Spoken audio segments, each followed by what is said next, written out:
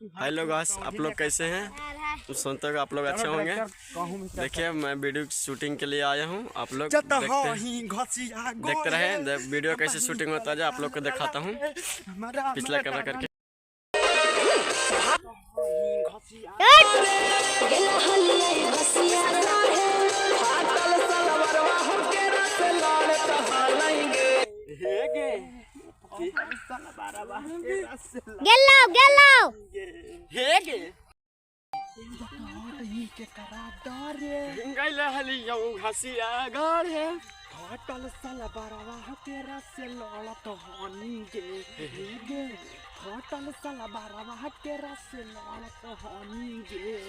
अरे एगो छौरा मारत एगो धारत हलौ रे अभी के पागल